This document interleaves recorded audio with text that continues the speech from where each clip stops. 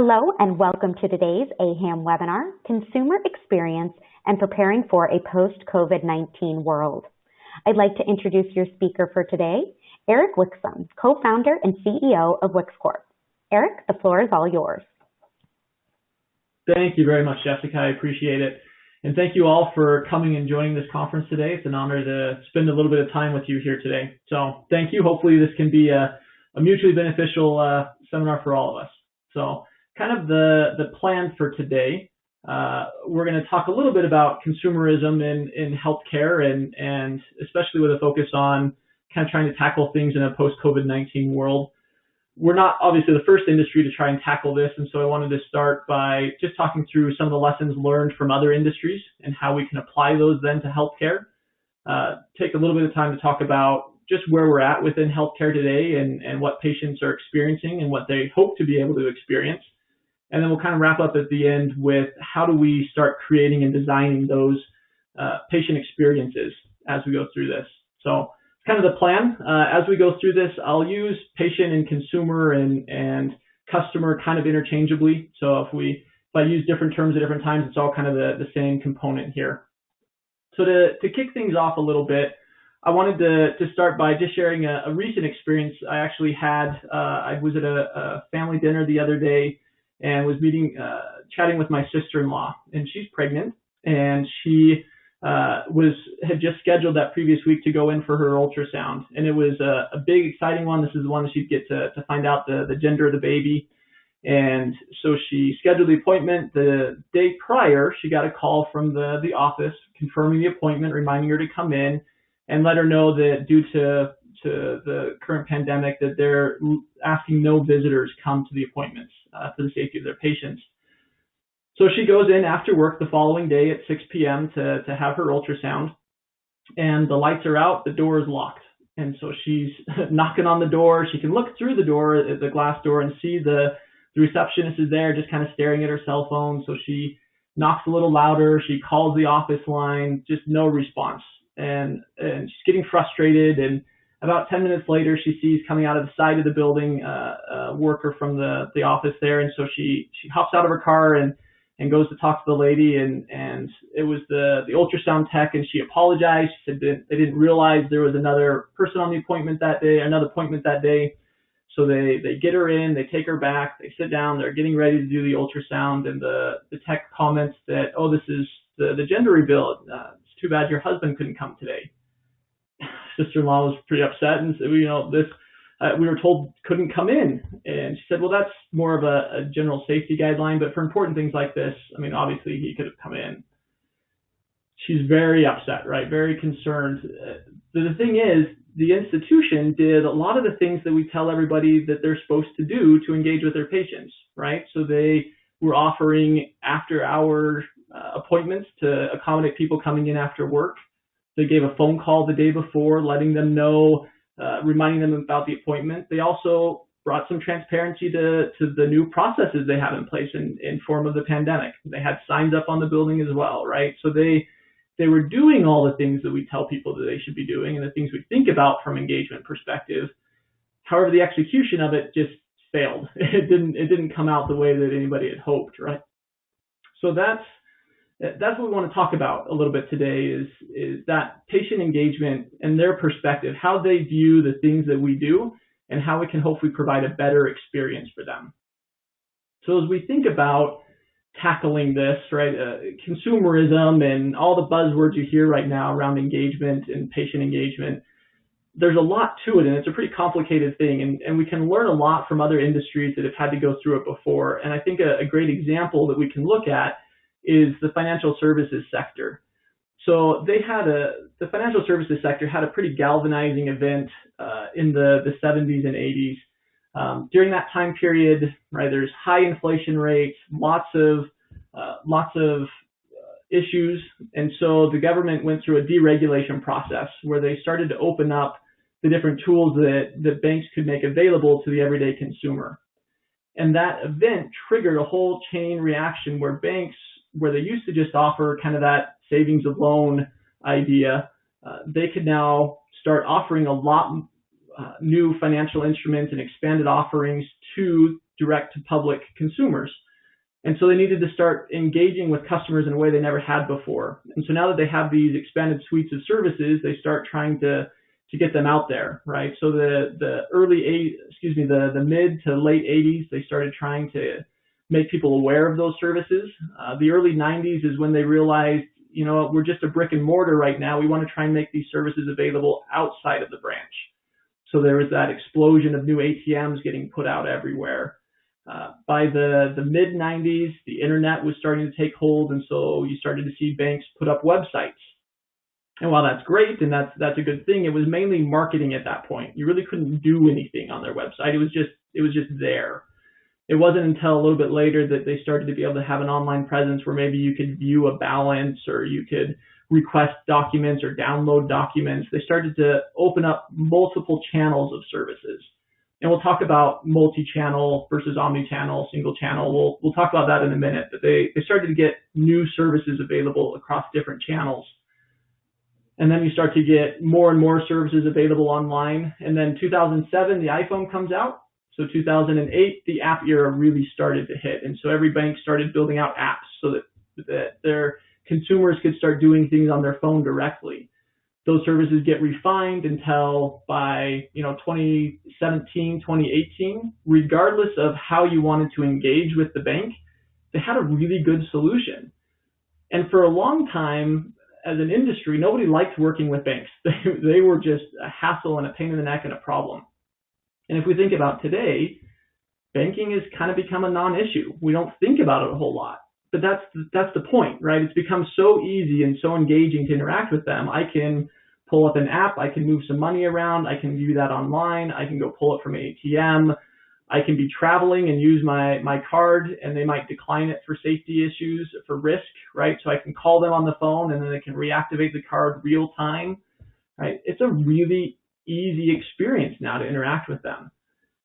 If you step back and look at it from a systemic perspective at this timeline, right, very early on, they were just spitballing, right? They were trying to experiment and see what the market would respond to. And then they started to refine and improve those products until by the end, we've hit this kind of engaging experience. So we've talked about here a couple of different things, right? Multi-channel and omni-channel. I wanted to drill into that a little bit and give a better example of it because we're going to use it a few times throughout this presentation. Single channel means I have one option to interact with you, right? So early on, if I wanted to talk to the banker, I had to go to the bank and talk to the banker at that location. Later, they started to open up multiple channels. However, those channels weren't always in sync. So think about when ATMs first started coming out, I could transfer funds at the bank, but they weren't available immediately at the ATM. It took a couple of days to trickle down, right? Or we used to take it, and if the rent was due on the 1st and you didn't have the money right then, you could write the check and hand them the check, knowing that it's going to take them a few days to process and the money will be there by the time the check processes. We knew there was a lag in the system, and we could take advantage of that lag. So even though there's lots of channels, they weren't necessarily interacting with each other in a good fashion.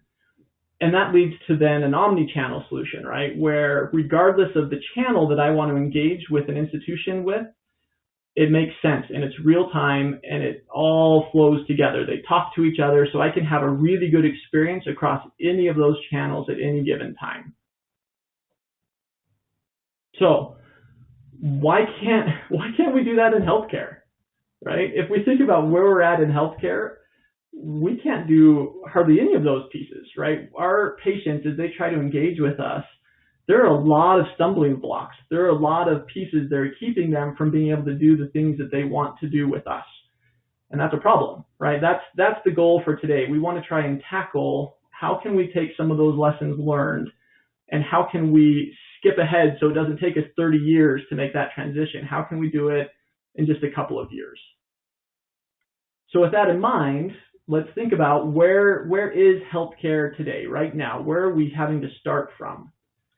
So I pulled just a handful of articles from the news over the last little while. Right, we've got CVS that's opening up coronavirus testing locations, right? We have a pharmacy chain that's providing clinical services. Rite Aid is partnering with Instacart to start doing delivery services. so that if I need some supplies from the pharmacy, I could actually just order it and get it delivered to my house.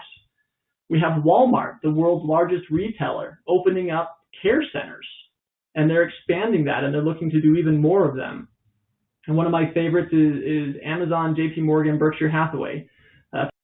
They created an insurance joint venture to start trying to manage their own healthcare expenses for all of their employees. Right? This is private industry saying, healthcare, you haven't got it together. We think we can do it better. We're just going to tackle it on our own.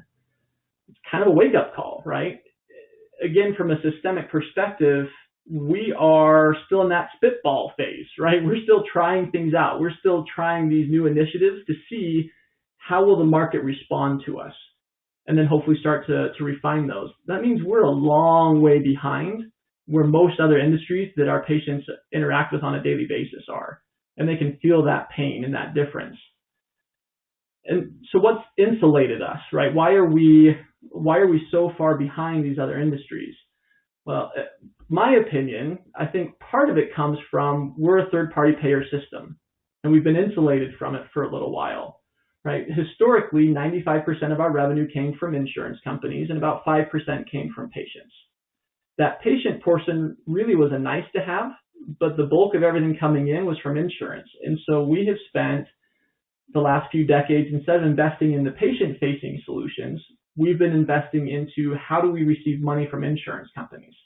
And we spend a lot of time and energy and money making sure that our interaction and engagement with insurers is really strong so that we can get that money flowing as quickly as possible, right? We've gone through and we've automated a ton of those processes. Insurance submission used to be extremely manual and laborious. We've cleaned that up, right? It's not great. There's still a lot of things we can do to optimize it, but we've come a really long way in how we manage that. However, things are shifting a little bit. That 5% from patient that used to be a nice to have, that's now closer to 35%. Some places a little more, a little less. But the point of it is we're shifting as an industry from a wholesale perspective to a retail perspective. We used to be able to collect a lot of money from a few places. We now have to get really good at collecting a little bit of money from a lot of places. And that's a completely different mind shift, right? That's a completely different set of tools and resources that will be required to be able to make that transition happen. In a nutshell, right, we're moving from automatic to emotional. So this is my daughter Eva when she was 8. And Eva is a very emotional young woman, and she is a ton of fun. And I could tell Eva to turn right, and she'll take 3 laps just because it has a funner pathway to go down, right? She's going to do what she wants, when she wants, and how she wants to do it.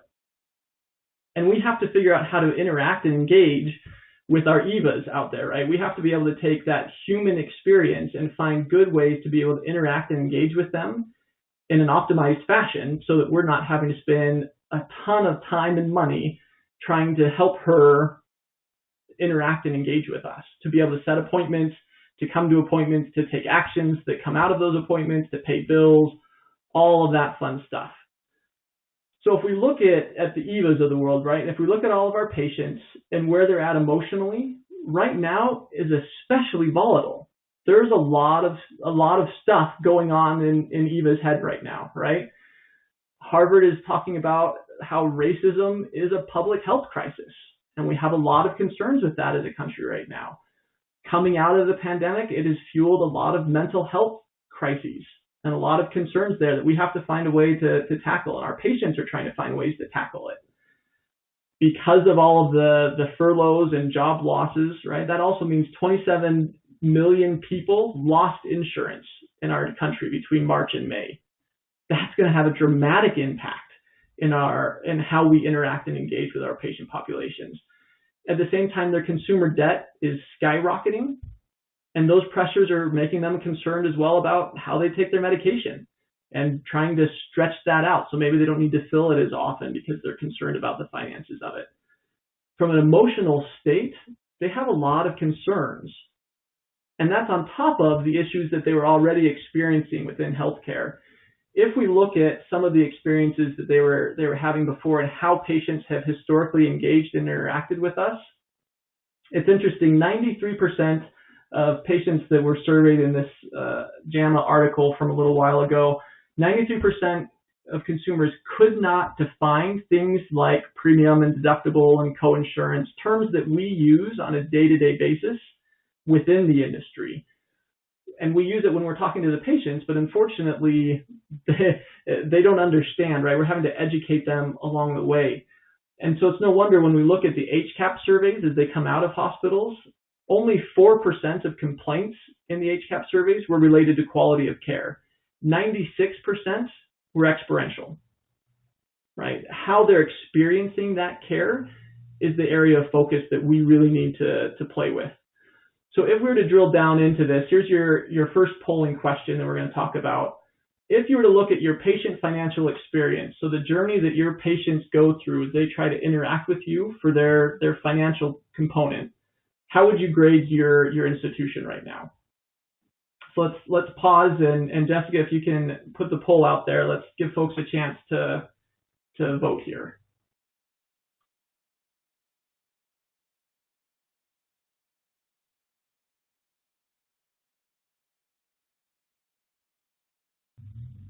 So we're starting to see a few responses coming in.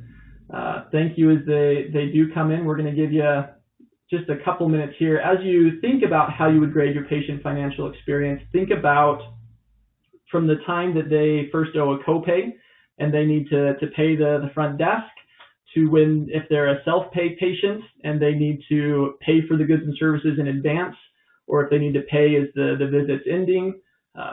As they leave the billing process, do they get a bill in a timely fashion? Are they able to view it and understand it? Have you tackled some of those problems, right? That all encompassing is the patient financial experience. So it looks like most responses are in. Jessica, if you want to publish those so that everybody can see, it looks like the majority give yourself a B or a C. So we've got a few on the A's, a few on the D, but the majority, sounds like you're feeling okay. Certainly some areas for improvement, but not quite where you want for some of you. For those of you that have A's, fantastic. Jump in the chat section, give some tips to all of us who are trying to get there.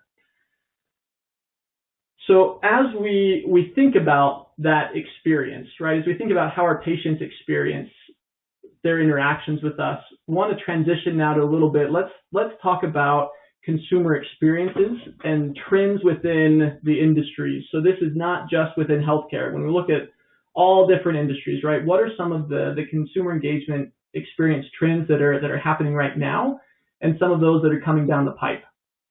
Before we can jump into that, though, let's define what consumer experience is here. There's a gentleman by the name of Bruce Temkin. He works for Qualtrics, used to be from the Temkin Group. He kind of breaks experience management into 4 areas, and we subscribe to this model here at WixCorp.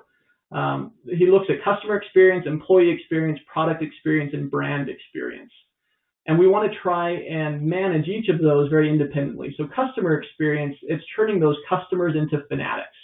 So think of Disney. They're a fantastic example of people who do an amazing job at managing customer experiences and helping making that experience so strong that customers will line up to go to the new Disney store, to go to the theme parks, right? They really manage their customer experience very, very well. You've also got employee experience. Think of Google, right? How do you turn your employees into ambassadors? Google really set the framework for a lot of the employee experience trends that we're seeing across all industries today. Most of that comes out of Google.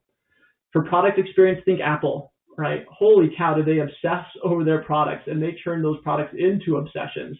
Anytime a new Apple product comes out, there are lines that start weeks in advance just to get a new phone or a new tablet, right? It's crazy how strong a product experience they've created.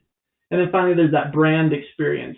In my opinion, anytime somebody is willing to tattoo a logo of your company on their body, you've hit the mark, right? Give yourself an A for brand experience. Harley-Davidson has knocked this out of the park. They've created an entire culture around their brand. It's absolutely amazing what they've been able to accomplish. All of these together really make, when you tie them all together, that's the experience that your consumer is going to have with you. Today, we're going to focus a lot, though, on the customer experience segment. So if we look at the trends and what's happening within customer experience right now, here's some of the things that you need to keep in mind looking forward, right? So we know that telehealth and remote care is going to be becoming a bigger thing. Certainly, COVID-19 has highlighted that it needs to become a bigger thing. There's going to be a lot of advancement that happens there over the coming years. However, the point is the channels that you engage with your customers in right now are going to change, and they're going to continue to change, and new channels are going to be coming along pretty quickly. So don't get comfortable with your current delivery model. There's going to be continued change over the coming years. Technology is going to allow not just telehealth, but all sorts of Internet of Things and all sorts of fun stuff coming down the pipe, right? So don't get comfortable with your current delivery model channels. When you review those channels, though, and how you interact with your patients, they want a level of authenticity there. They want some humanism in that process. So if they go to your website and you have a little chat box that pops up and it says, "Hello, I'm Sally. How can I help you today?" And I type in there, "Hey, Sally, I'm looking for some information around this position." And then Sally responds right away, "I'm sorry, I don't understand the question. Can you please choose from the following 3 categories?" I'm going to get frustrated because the 3 categories probably have nothing to do with what I'm trying to talk to them about. And clearly, I'm not talking to Sally, right? I'm talking to a bot. And I can maybe get frustrated. The point here is technology isn't going to solve everything. It's going to help, certainly, and it might augment those experiences, but you always want to strive to provide as humanistic of an experience as possible, because that's what we're used to engaging with. As you're looking to create those humanistic engagement opportunities, personalization becomes more and more important.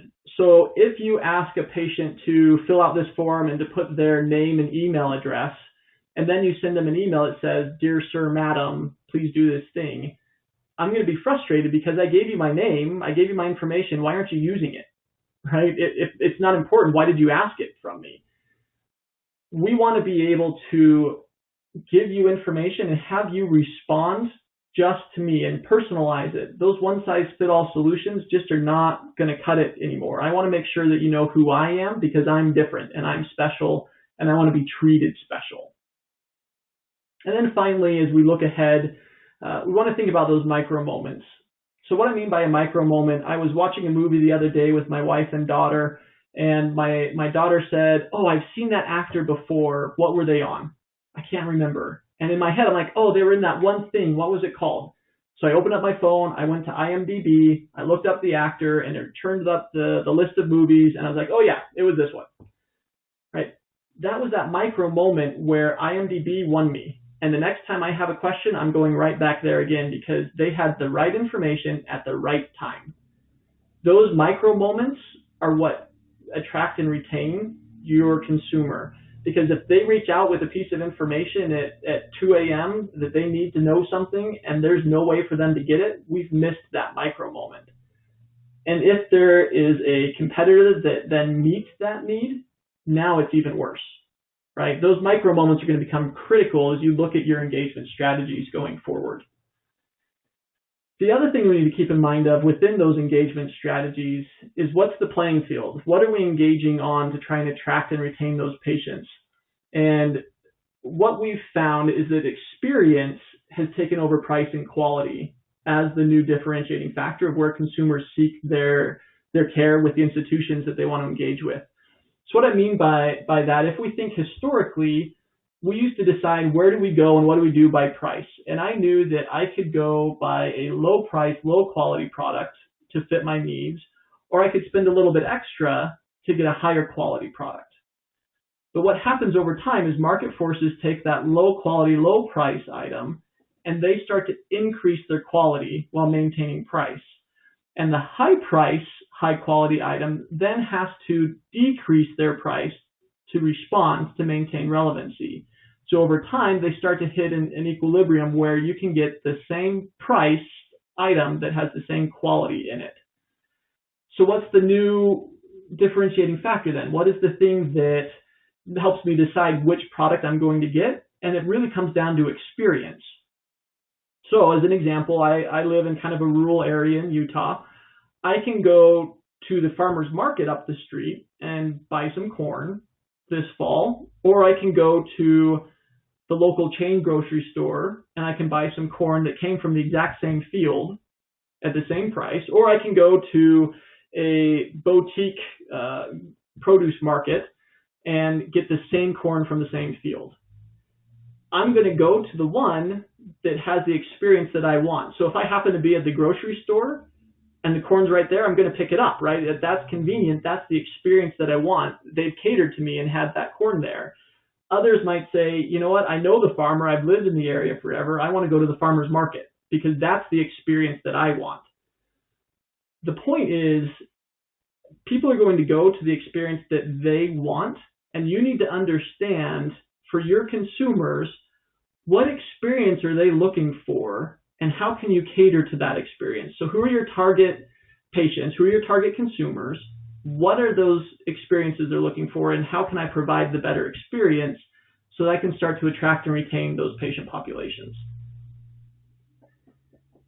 So let's keep digging into this a little bit further. Let's keep unwrapping the layers a bit more. When we look at patients and what they're looking for today within those experiences, there are certainly some trends. And one of them that we've found is that patients desperately want self-servicing, and they want it as their first primary choice. If they need to engage with a company, they often go to the website first to check it out, and they want to be able to self-manage what they need to on that website. 76% of consumers have said that they expect that website to have self-servicing features on it. They're not content with a website that's just marketing and information. They want to take action. They want to be able to do things on that website. 73% of consumers have said if they have a problem, they prefer to self-service the solution, right? It used to be that if there's a problem, they immediately called you or came to your office. The preference today, they just want to do it on their own, right? If I have a problem, I'm going to do it when I can because my schedule probably doesn't meet your office hours. And I'm an educated adult. I think I can figure it out, right? That's the mentality of today's consumer. They want to manage it on their own.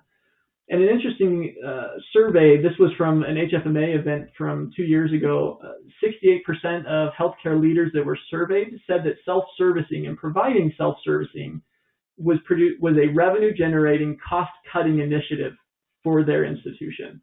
Right? We know that this is what patients want. We know this is what they're after, and we know that it will have financial benefits for us if we're able to hit that mark.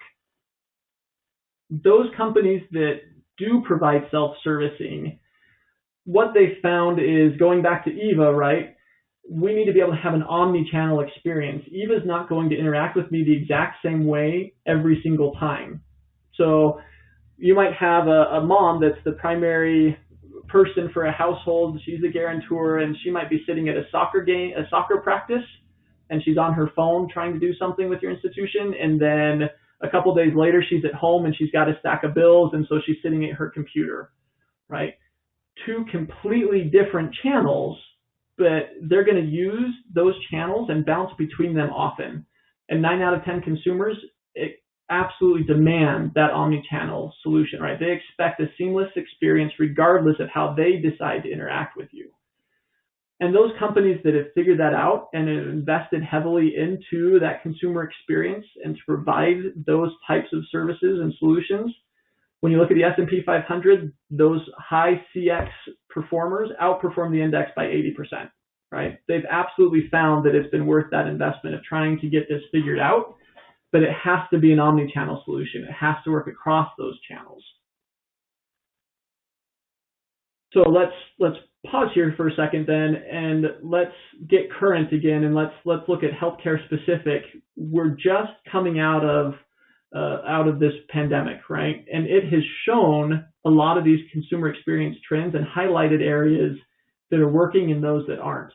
And based off of some of the interactions that my company's had with different providers in the industry, we're seeing some interesting trends and responses in response to the pandemic. One of those certainly has been telehealth. We mentioned before how telehealth has become a big thing. Kaiser Family Foundation found that 2018, 2.3% of patients surveyed had used a telehealth solution. As of this year, 23% have said in response to the pandemic they've used a telehealth solution. Right? That is a massive change in just a couple of months. However, when you talk to institutions and ask them, okay, you've deployed some telehealth solutions to try and meet the need right now, are you going to keep those in place long term? 92% said no. This was a short-term solution just to meet the current need, but there's problems with what we deployed. It's not perfect. It's doing what it can, but we need a better, broader solution. And so we're going to revisit that and find a more systemic approach to it. We're also seeing a lot of workforce impact, right? So whole billing departments that overnight suddenly have to go remote and work from home. IT has been stretched to the limits trying to manage that. But interestingly enough, something that a lot of places hadn't thought about is once they've pushed the employees remote and they're telling patients you can't come to our offices anymore because we're trying to be safe and limit exposure here, you now have to find a way to engage your patients with remote workers. So that now opens up whole new channel opportunities that you have to try and figure out, whether that be phone, but a lot of institutions are having problems providing phone at home for billing teams, right? How do you mass produce that? Being able to have cloud solutions, so on, right? Being able to have remote workforce engage with remote patients has created a whole new world of issues that we're trying to solve. There's also been a pretty dramatic payment shift because of the reduced propensity to pay, right? You have patients that have been furloughed or have lost their jobs. They maybe have lost insurance. They've had wage reductions. They can't afford to just pay things off like they used to. So we're seeing a corresponding rise in installment payments through payment plans, right? So your revenue shift is happening there. There's also a pretty dramatic market impact that we see hitting right now. With all these deferred services, everything that's been pushed off, now that we're starting to re-engage with them, hospitals and clinics and everything in between are looking at how do we attract and retain as many patients as we can right now, because we just went through 3 months of some pretty heavy hits. There's a heightened focus on trying to attract new patients, and you're going to have to fight that within the marketplace. And a lot of those institutions are finding that patient engagement is that area of competition. How can we engage the patient best? Because that's going to be how we maintain relevancy in the marketplace. So let's take another pause here. I know that's a ton of information.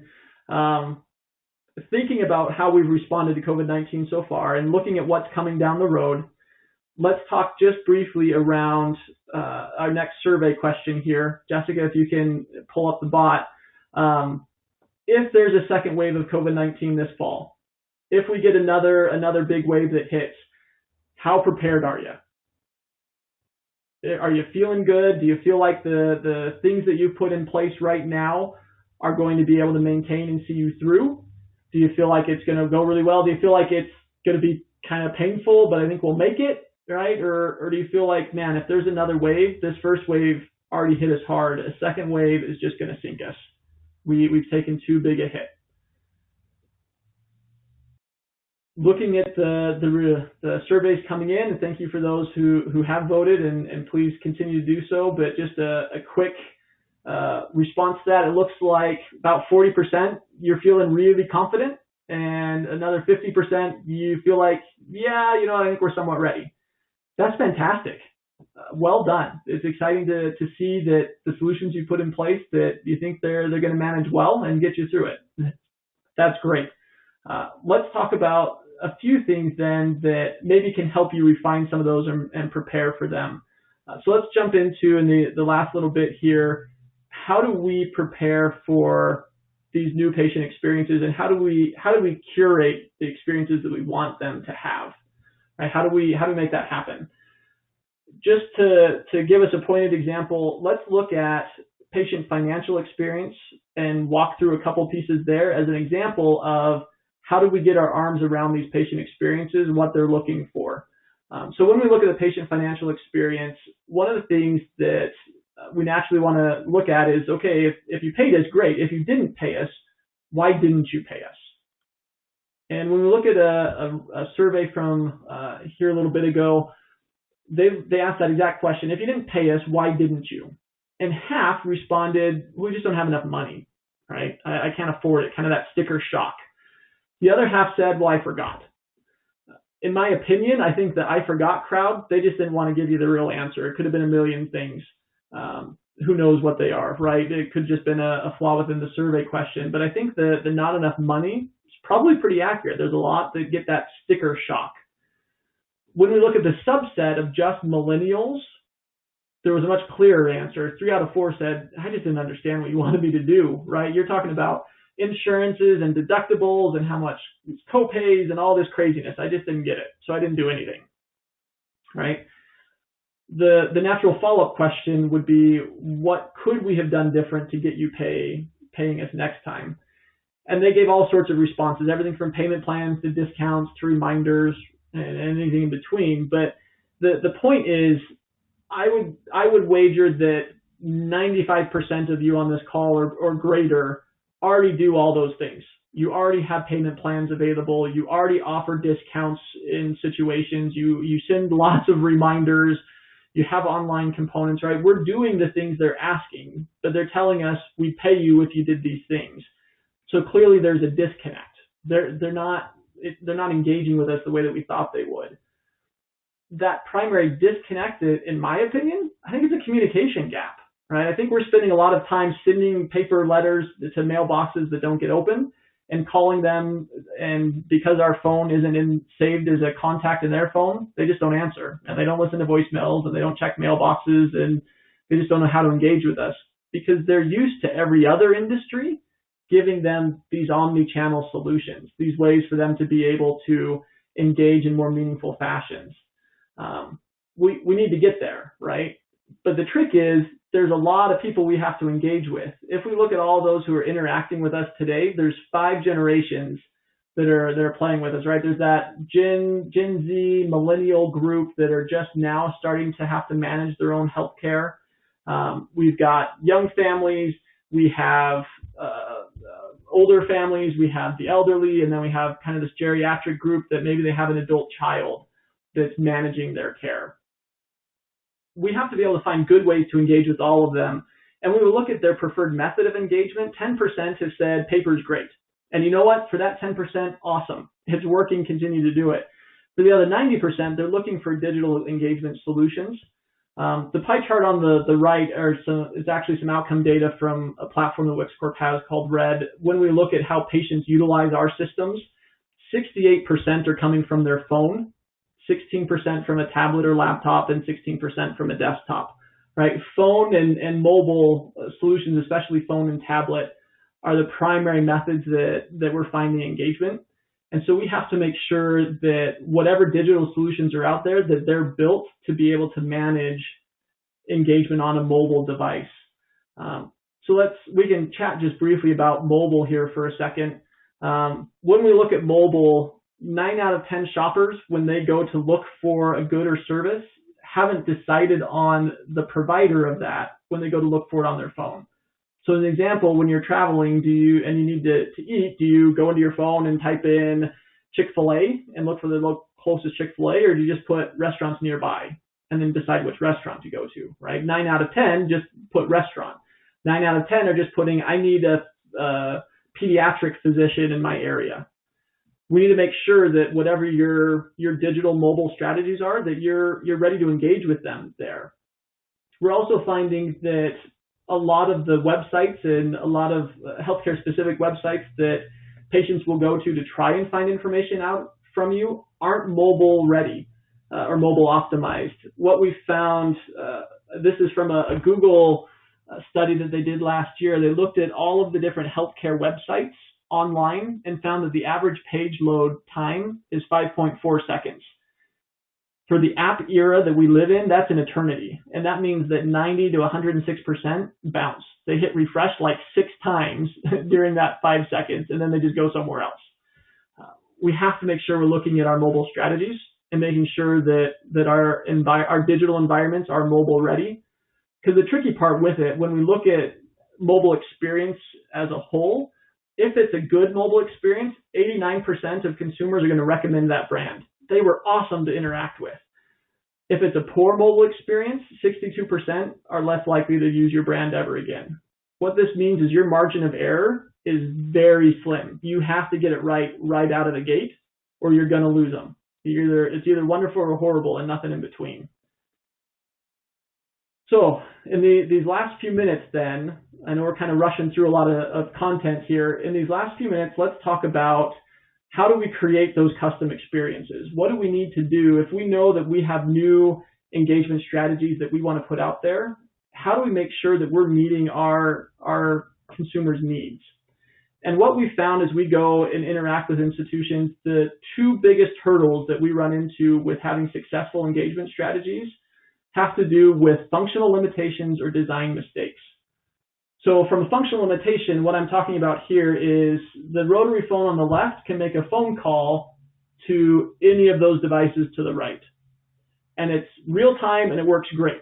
However, the iPhone cannot link up with the rotary phone to cast something, to meet up with it via Bluetooth, to send it a text message. Right, we have all sorts of new things that can happen on an iPhone that can't happen on the rotary phone. That happens within our institutions and our IT ecosystems a ton. So when you look at your broad IT ecosystem, you might have some things that have a real-time interface that can talk to each other immediately. You might have some systems that have an overnight batch process that have to happen. You might have some systems that Johnny, when he comes in every Friday, has to go do a couple things to make it all update. You could have anything along that spectrum. The key piece here is when you look at engaging patients, you have to account for that lag in the system. So if you know that there's a batch process that has to happen on the back end for something, don't connect with the patient about that until the batch process is finished, right? So you might have to throttle down some things to make up for the lag in the system behind it. As long as the information that you're giving to the consumer and the contact and communication you're having with the consumer feels real time to them, then it works, right? You just have to make sure that you're allowing and accounting for the discrepancy within that ecosystem. The second problem then are those design mistakes. I absolutely love this picture, right? Some architect somewhere said, this is the perfect design for a sidewalk. I'm going to make this big V in the middle of it and people are going to love it. It's so wonderful. And so they pour the concrete, they put it out there, and the end user's experience is a dirt path. Often we create processes that we say, this is going to be fantastic, everybody's going to love it, and then we put it into action and we walk away.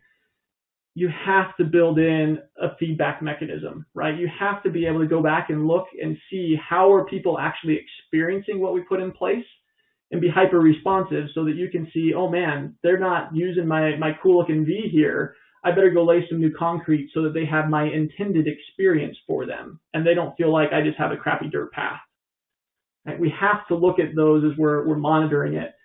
One of the key ways of being able to capture and account for these things is to look at, to acknowledge that technology is not a silver bullet. Often we take software tools and new technology and we put it out there and we say, this is going to work fantastic. And it runs parallel to our business processes and it makes a fractured experience. Rather, you need to take a look at what are my business processes and what are my software solutions and how can I marry the two together to provide the best experience. So real world example of that, if we stay with this patient financial journey, right? Traditional approach would be, well, you know what, patients say that they want to pay their medical bills online, so I'm going to make a virtual terminal, and it's going to be great. And then you spend the time, the money, you build this big, amazing virtual terminal, and nobody shows up. Nobody uses it. Utilization rates are horrible, right? If instead you go back and take that more consultative approach to look at what are my business processes and what are the IT solutions I have available, it makes you come to a different conclusion, right? It's not that patients want to pay online. It's patients expect an engaging mobile experience to understand and pay their medical bills. getting that piece of it then drives you to say, well, I don't want to just build a single thing, right? I need to have something that's simple to access, intuitive to use, and engaging to interact with. And if I check those 3 boxes, now patients will pay their bills, right? So you're getting the result that you want. You just might have to take a different path to get there. But at the end of the day, the goal of all of this, right, you want to create that omni-channel experience.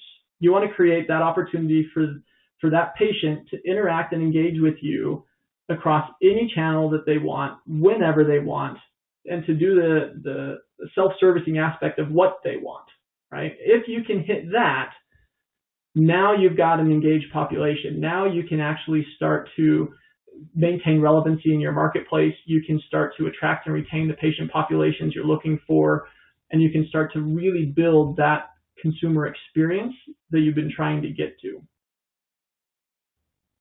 So before we open it up to questions and Q&As in the last few minutes here, just kind of high-level recap. Customer experience is the new battleground for you. That's the new competitive landscape that you have to find a way to operate within. And patients demand transparency and self-servicing options within that experience.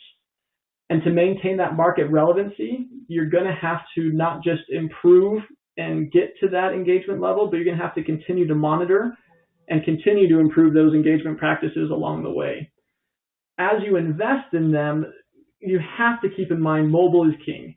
Mobile is where it is at right now and where it is going to be for the foreseeable future. Any engagement strategy that you're coming up with right now has to have a mobile first component to it. And that's going to help drive that omni-channel solution, right? Regardless of if it's just mobile or if you're updating a call center or whatever it is you're doing to try and improve your current patient engagement initiatives right now, make sure that whatever you're creating and working on is in sync with the rest of the channels that consumers can engage with you on. Our hope is that COVID-19, while it's been very painful for us as an industry and has caused us to really step back and rethink things, we're hoping that that is the catalyst to really start driving that change to create a more consumer-centric model where we can truly start engaging with our patients in a more meaningful fashion. And that's something that I think we've all been striving to get to for a long time. We've just been struggling with getting on the pathway there.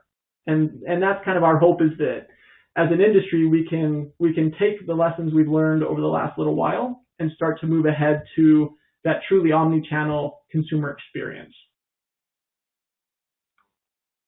So with that, we can open it up to questions. Jessica, if you'd like to take over from there, I'd love to hear more from all of you around any questions you might have. Thank you so much, Eric. And just a reminder to our attendees, if you do have a question, you could head to the Q&A tab and submit it now. And we do already have a couple that have come in. Eric, first question, patient engagement within a health system is so broad. How do you know where to start?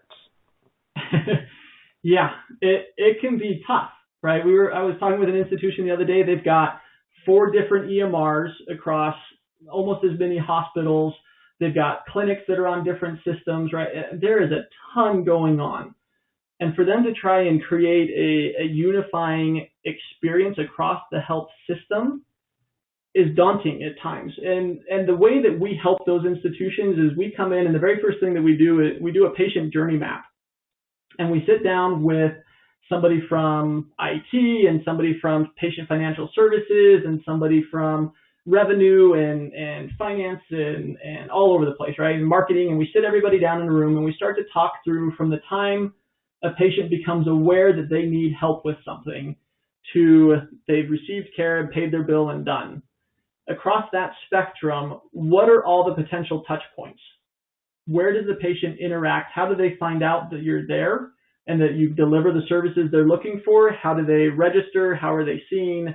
Right? We look at all of those touch points, and then we start to layer across it. What's the patient's emotional state at each of those touch points? Are they connecting with you because they're curious?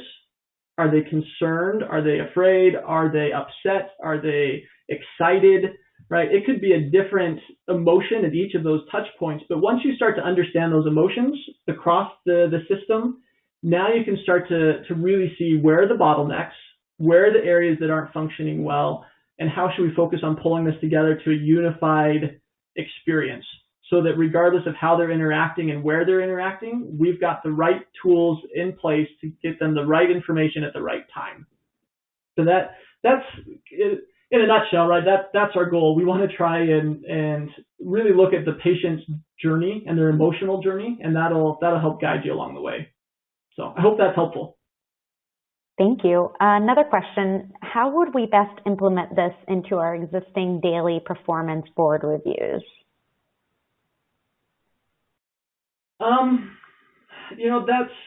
That's tough. When you look at your, so how would you best implement this into existing daily performance? A lot of it's trying to identify what are the key process indicators that are driving all of this, right?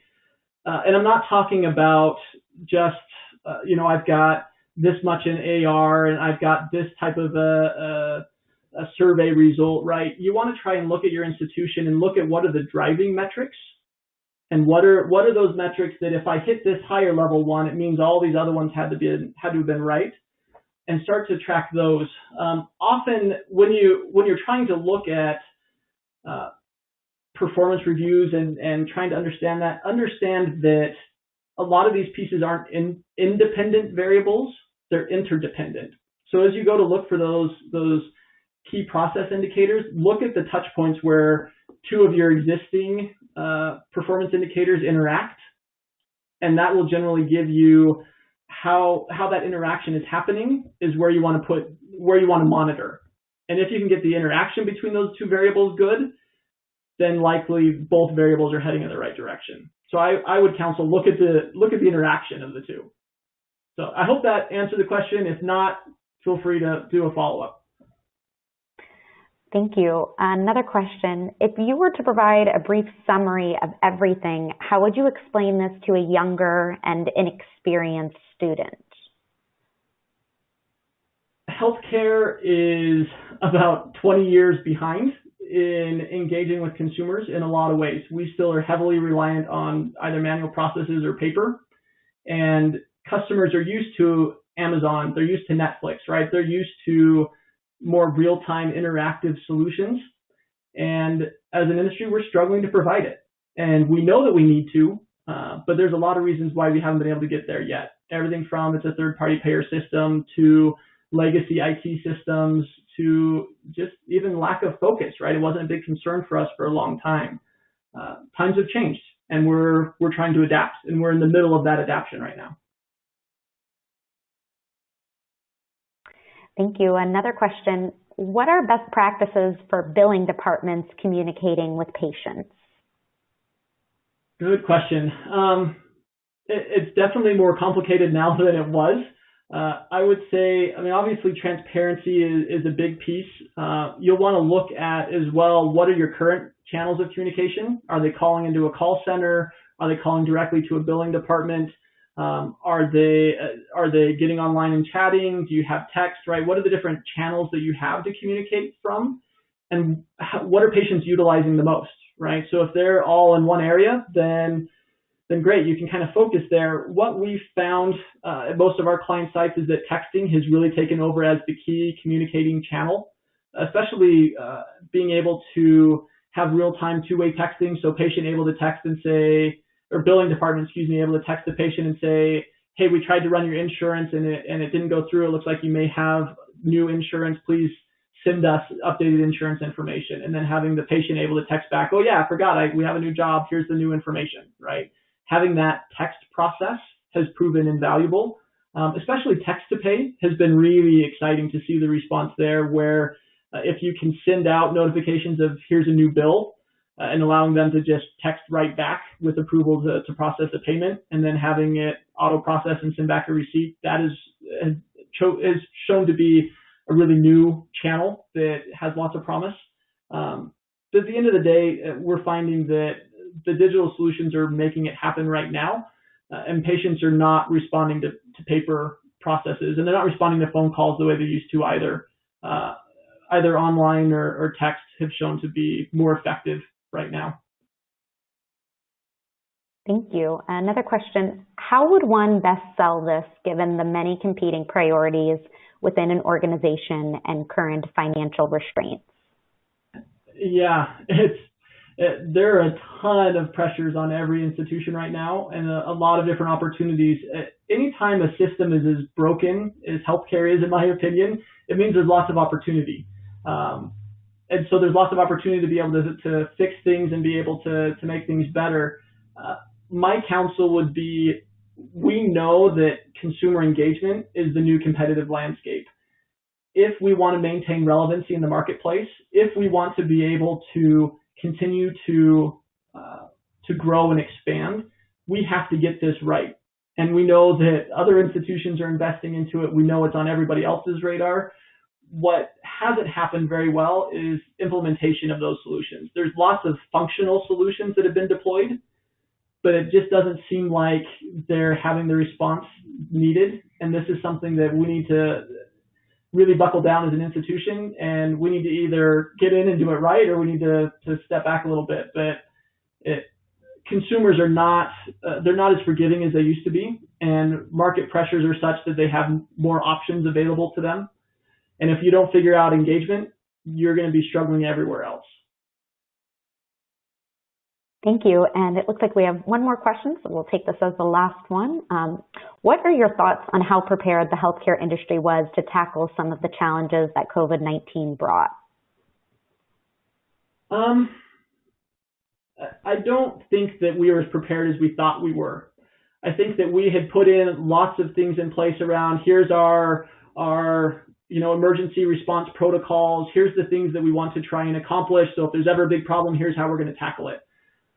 We haven't seen anything like this before. And so I think that we found, number one, that our processes probably weren't as ready as we had hoped.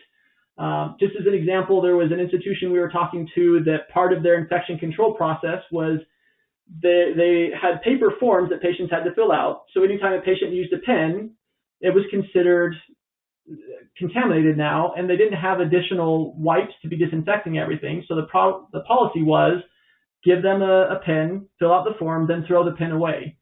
Well, within a couple of weeks, they had no more pens, right? They ran into a lot of problems. When we look at IT problems, right? IT departments having to suddenly take and help 700 non-clinical teammates go remote overnight crippled them. They weren't equipped to be able to manage that. We also really lacked a good mechanism to be able to engage with patients from a remote environment. Right, we were highly dependent upon either face-to-face or letter or things like that, right? So when the patient comes into the clinic the next time, or we just need to have you come in, all of that no longer became an option, and we didn't have very good fail-safe systems behind it. We just hadn't invested into a lot of those yet, and I think that this has really highlighted that. It's kind of like if you have a patient that's diabetic and they've been ignoring it forever, and then they suddenly have a diabetic episode, and they're suddenly, holy cow, I can't keep living this way, right? I need to make some changes. I need a better diet. I need to start doing these things to take care of myself.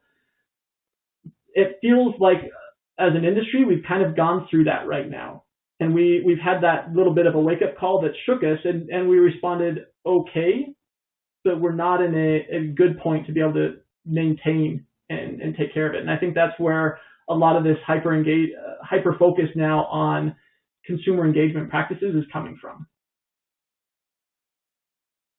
Well, Eric, thank you so much. We are out of time for today. Do you have any final remarks you'd like to make?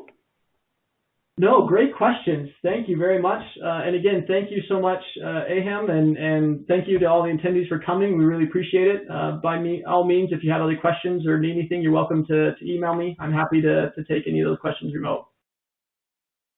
Thank you so much. On behalf of AHAM, I'd like to thank everyone for joining today's webinar, and also a big thank you to Eric for an excellent presentation. I'd now like to direct your attention to the survey that I just brought up on your screen. If everyone could take a moment to fill this out, we really appreciate the feedback. This does conclude today's session.